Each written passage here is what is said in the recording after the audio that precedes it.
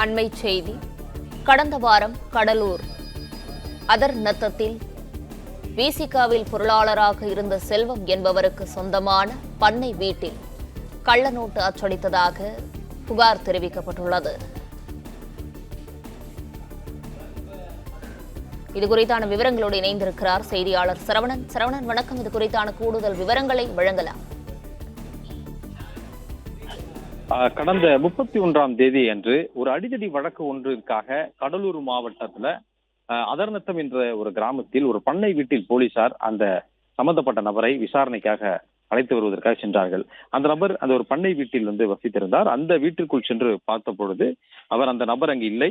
ஆனால் அந்த வீட்டுல விதவிதமான கலர் நோட்டுகள் நிறைய இருந்தது. பணம் போன்ற கலர் நோட்டுகள் இருந்தது. அவர்களிடம் போலீசார் பயன்படுத்தக்கூடிய வாக்கி டாக்கி, அதே போன்ற ஏர்கன் மற்றும் போலீஸ் சீருடை, இது போன்ற எல்லாம் சந்தேகத்திற்கிடமான அந்த பொருட்கள் எல்லாம் இருந்தது. Xerox machine, print out machine போன்றவை எல்லாம் இருந்ததுனால இந்த கும்பல் போலி பணத்தாள்களை அச்சடிக்கக்கூடிய ஒரு கும்பல் என்பதும் அடுத்த கட்ட விசாரணையில் தெரிய வந்தது. இதுல ஒரு 6 பேரை போலீசார் அப்பொழுதே கைது செய்தார்கள். நவீன்ராஜ், கார்த்திகேயன், அரவிந்த், சக்திவேல், அஜித், வடிவேல் என்ற ஒரு 6 பேரை கைது செய்தார்கள். இந்த கும்பலுக்கு முக்கிய தலைவனாக அந்த கடலூர் மாவட்டத்தினுடைய விசிக மாவட்ட பொருளாளர் செல்வம் என்பவர் இயங்கி வந்திருக்கிறார் என்பது போலீசாருடைய விசாரணையில் கண்டுபிடிக்கப்பட்டது. தற்போது வரை அந்த நபரை தேடி வருகிறார்கள். ஆனால் அடுத்த கட்ட விசாரணையில இந்த நபர் சென்னையிலும் இது போன்ற இந்த போலி பணத்தாள்களை கொண்டு பல்வேறு மோசடியில் ஈடுபட்டிருக்கிறார் என போலீசார் விசாரணையில் கண்டுபிடிக்கப்பட்டு அதற்கு உடந்தையாக இருந்த கமல் என்ற ஒரு நபரை தற்பொழுது கடலூர் மாவட்ட தனிப்படை போலீசார் சென்னையில் வைத்து கைது செய்திருக்கிறார்கள்.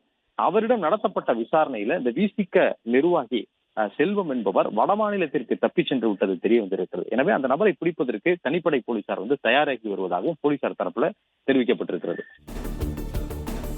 விவரங்களுக்கு நன்றி சரவணகுமார்.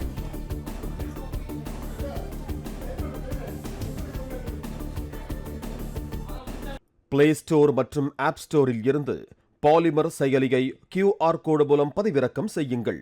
செய்திகளை உடனுக்குடன் பெறுங்கள்.